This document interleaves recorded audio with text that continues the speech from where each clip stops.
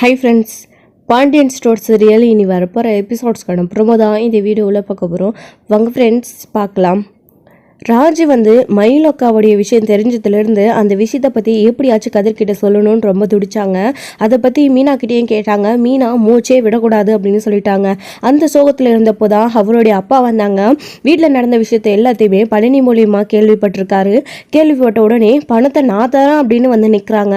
அப்படி சொன்னதே அவங்களுக்கு எவ்வளோ சந்தோஷம் தெரியுங்களா. என்னதான் 1000 சண்டை சச்சரவுகள் இருந்தாலும் என் பொண்ணுக்கு நீ தான் கல்யாணம் பண்ணி வச்சேன் அன்னைக்கு அவங்க தங்கச்சி கிட்ட தாம் தம்முன்னு குதிச்சாலும் இன்னைக்கு மாப்பிள்ளை பொண்ணுன்ற உரிமையில் அவங்களுக்கு ஒரு பிரச்சனைன்னு உடனே அவருடைய அப்பா பணம் கேட்டாருன்ற உடனே நான் கொடுக்கட்டுமா அப்படின்னு சொல்லிட்டு கேட்குறாரு.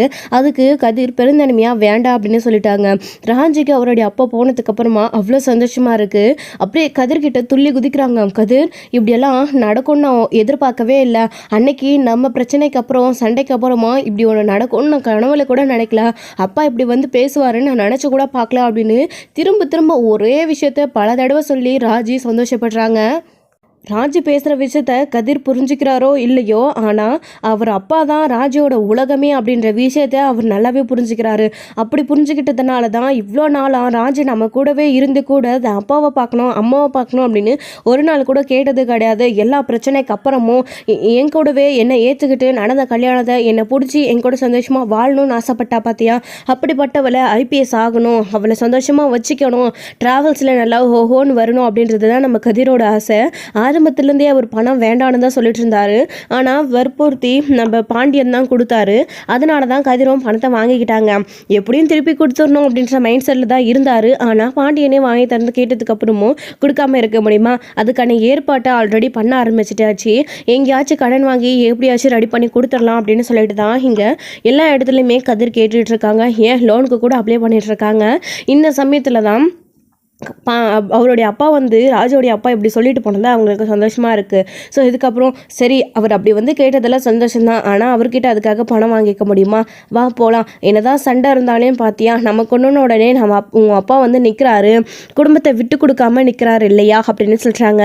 அன்றைக்கி நம்ம கோர்ட்டில் நின்னப்போ ஜெயிலில் நின்னப்போ நம்மளை வெளியில் எடுக்க வந்தாங்க. இன்றைக்கி நமக்கு ஒரு தேவைன்னப்போ பணம் கொடுக்க வர்றாரு.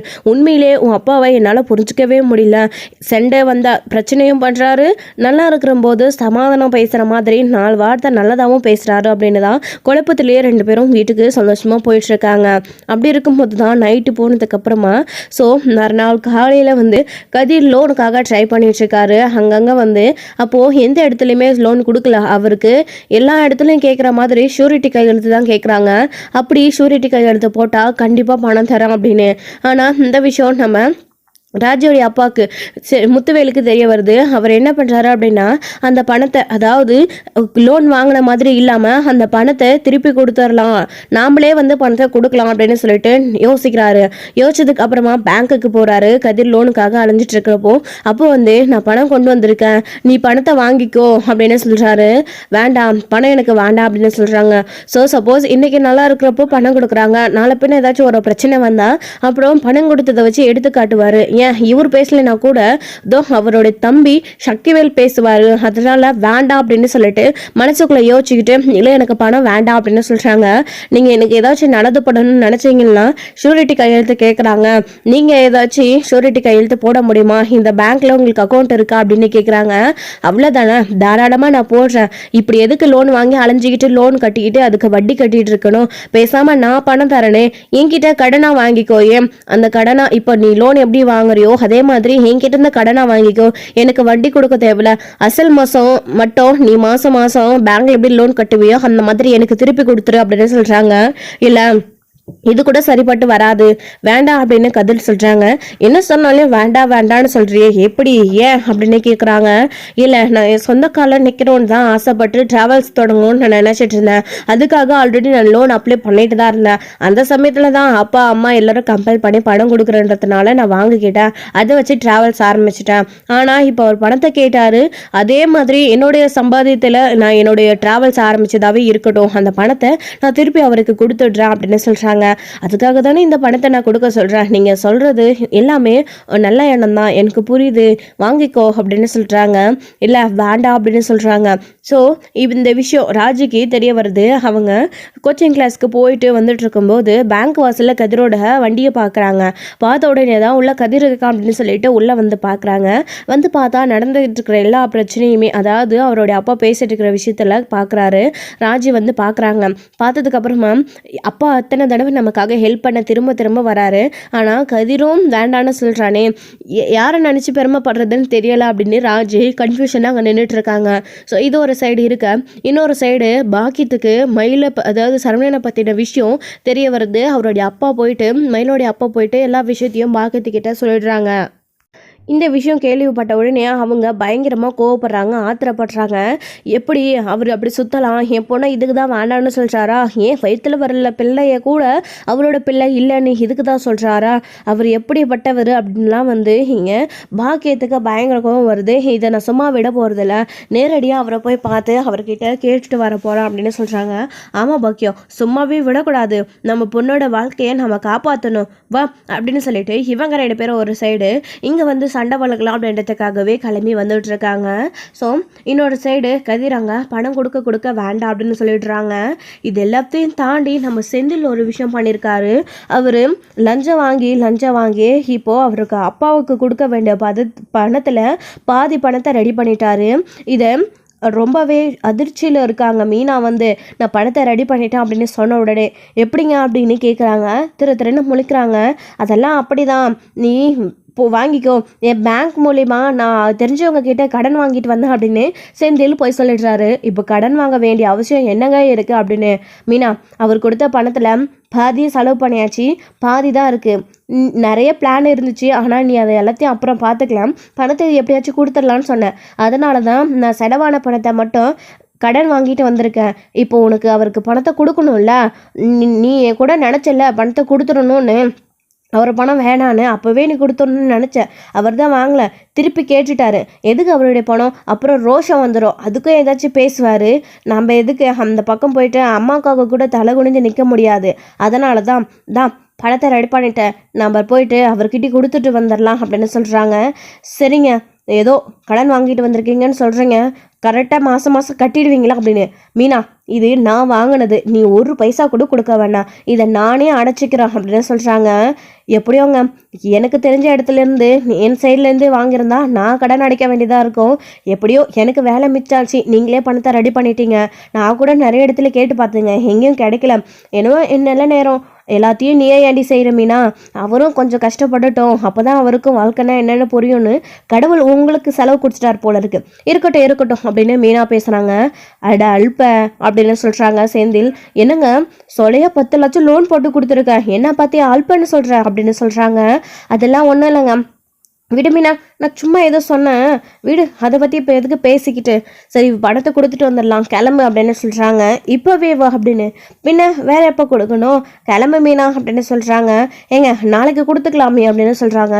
அப்படியா, சரி நீ சொல்கிறது சரிதான், இருட்டுக்கிச்சு, நாளைக்கு காலையில் ஆஃபீஸ்க்கு போகிறதுக்கு முன்னாடி போயிட்டு பணத்தை கொடுத்துட்டு கிளம்பிடலாம் என்ன அப்படின்னு சொல்கிறாங்க. சரி அதான் உன் அத்தை ஃபோன் பண்ணி விஷயத்த சொல்லிடு அப்படின்னு சொல்கிறாங்க.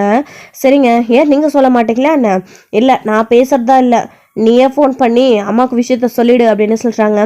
சரிங்க அப்படின்னு சொல்லிட்டு செந்திலும் படுத்துடுறாரு. வழக்கம் போல தான் போய் கேம் பார்த்துட்ருக்காரு, கேம் விளையாடிட்டுருக்காரு.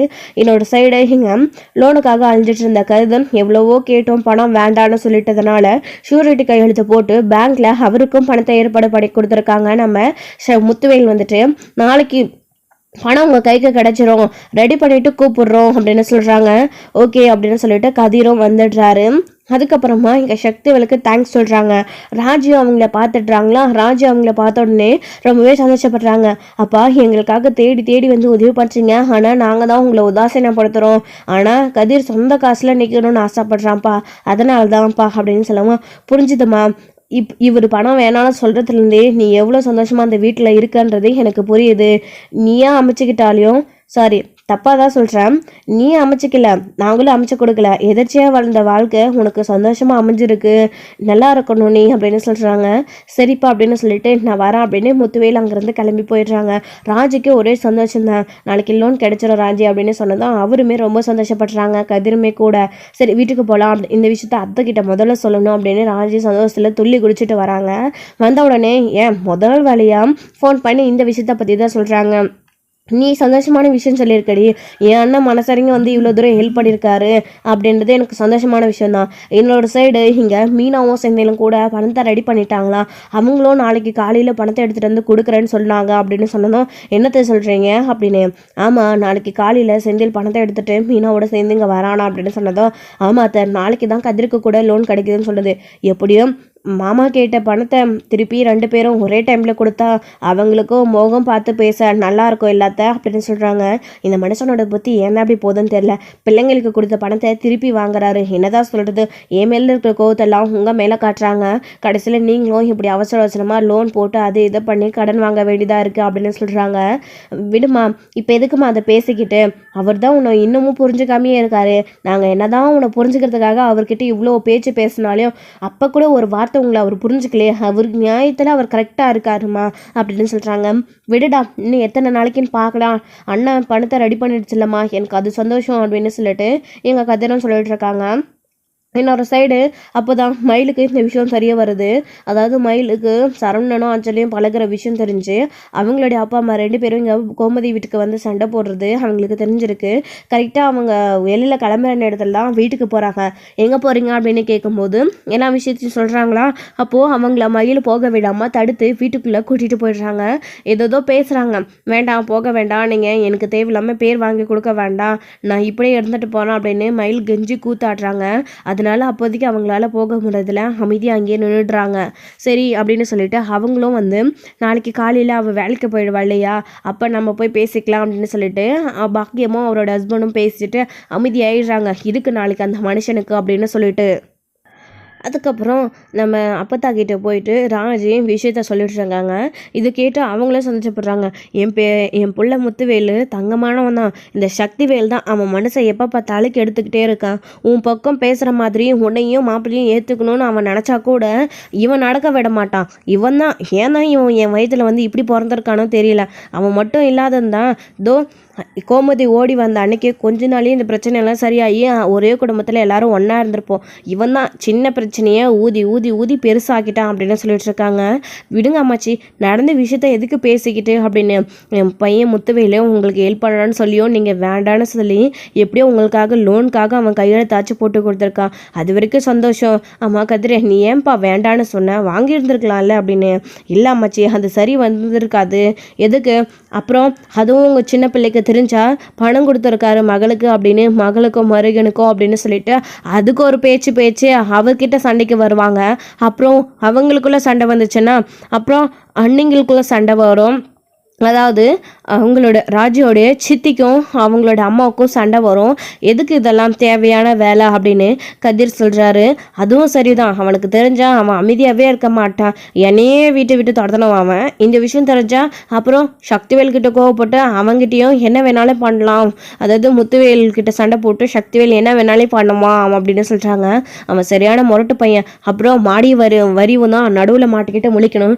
அவங்களுக்குள்ளே சண்டையை விட்டாலும் விட்டுருவான் இவன். அப்போ பட்டவன் இவன் எந்த நேரத்தெல்லாம் என் வீட்டில் பிறந்தோன்னு தெரியல. பழனி, தோ முத்துவேல், கோமதி இவங்க எல்லாரும் இருந்திருந்தாவே நான் சந்தோஷமாக இருந்திருப்பேன். 2 பொட்ட பிள்ளை 2 ஆம்பளை பிள்ளையை பெற்றுட்டு நான் படுற கஷ்டம் இருக்கே அப்படின்னு அப்போ தான் புனமிட்டு இருக்காங்க. விடுங்க அம்மாச்சி, நடந்த விஷயத்த எதுக்கு பேசிக்கிட்டு, ஒரு பிள்ளை அப்படி இருந்தாலையும் இன்னொரு பிள்ளை இப்படி இருக்குல்ல, இதை நினச்சி சந்தோஷப்படுங்க அப்படின்னு சொல்கிறாங்க. ஆமாம் ஆமாம், ஆனால் நீங்களும் உங்கள் பேரன்ற பேரில் ஒரே ஒரு பிள்ளையை பெற்று வச்சுருக்கீங்களே, ஏன் அப்பா, அதாவது என் பெரியப்பா, அந்த பிள்ளை உருப்படாமையெல்லாம் போயிட்டுருக்கு அப்படின்னு சொல்கிறாங்க. ஏண்டி அவன் உன் அண்ணன்டி, அவனை ஏண்டி வம்புக்கு இழுக்கிற அப்படின்னு. அவன் நல்லா தானேடி இருந்தான் அப்படின்னு. நல்லா தான் இருந்தான், கொஞ்ச நாளாக ஆளே கெட்டுட்டான் அப்படின்னு சொல்கிறாங்க. இப்போ மட்டும் நல்லா இருக்கானா அப்படின்னு சொல்லிட்டு, என்னடி கெட்டுட்டான் ஊசிட்டான்னு என் பேரனை பார்த்து எதோ சொல்லிட்டு இருக்கீங்க. அவன் இப்போல்லாம் முன்ன மாதிரி இல்லை, மாறிட்டான். நீங்கள் அமைதியாக இருங்க. உங்களுக்கு ஒன்று தெரியுமா, அவனுக்கு இந்த கல்யாணத்தில் இஷ்டம் இல்லாததுனால தான் இந்த கல்யாணத்தையே நான் நிறுத்தினேன் அப்படின்னு சொல்கிறாங்க. இதை கேட்டதும் இவங்களுக்கு ஷாக்காக இருக்குது. இருக்கு 2 பேருக்கும். என்ன சொல்கிறீங்க அம்மாச்சி அப்படின்னு. ஆமாம் இந்த விஷயத்த நீங்கள் யார்கிட்டையும் சொல்லாதீங்க. அவனுக்கு இந்த கல்யாணத்தில் விருப்பம் இல்லை, என்கிட்ட வந்து இந்த கல்யாணத்தில் விருப்பம் இல்லைன்னு சொன்னான், அதான் நான் நிறுத்திட்டேன் அப்படின்னு. ஏன் அம்மாச்சி அவன் அப்படி சொல்லணும்? இவ்வளோ நாளாக அவனுக்கு கல்யாணம் பண்ணி வைக்கணும்னு அப்பா எவ்வளோ, அதாவது பெரியப்பாவும் அப்பாவும் துடிச்சிருக்காங்க. அவனுக்கு ஒரு நல்லது நடக்காதான்னு ஏற்கனவே நின்று போச்சு கல்யாணன்ற கோவத்தில். இப்போ எப்படியாச்சும் கல்யாணம் பண்ணி வைக்கணும்னு தான் எல்லாரும் நினச்சிட்டு இருந்தாங்க அப்படின்னு சொல்கிறாங்க. மற்றவங்க எல்லாருக்கும் பிடிச்சிருக்கு, அவனுக்கு பொண்ணு பிடிச்சிருக்கணும்ல, பொண்ணு பிடிச்சிருந்தாலே இந்த கல்யாணத்தில் அவனுக்கு விருப்பம் இல்லை இருக்கணும்ல. அவன் நடந்த பிரச்சனையெல்லாம் இன்னும் மனசுக்குள்ளே வச்சிட்டு இருக்கான், அரசுக்கு துரோகம் பண்ணத்தெல்லாம். அதனால அவனுக்கு இந்த கல்யாணத்தில் விருப்பம் இல்லை, அதான் நிறுத்தணும் அப்படின்னதும் இவங்களுக்கு ரொம்பவே அதிர்ச்சியாக இருக்குது. ஸோ இதோட இந்த எபிசோட் வந்து முடிச்சிருக்காங்க. அடுத்தடுத்த எபிசோடில் என்ன நடக்க போகுது, அப்போ தான் அரிசிக்காக தான் குமரவேல் கல்யாணம் வேண்டான்னு சொன்னான் அப்படின்ற விஷயத்த சொல்ல போகிறாங்களா என்ன அப்படின்றத வெயிட் பண்ணி பார்க்கலாம். தேங்க்யூ. இந்த வீடியோ உங்களுக்கு பிடிச்சிருந்தா லைக் பண்ணுங்கள், ஷேர் பண்ணுங்கள், கமெண்ட் பண்ணுங்கள், மறக்காமல் பெல் ஐக்கானை கிளிக் பண்ணி வச்சுக்கோங்க.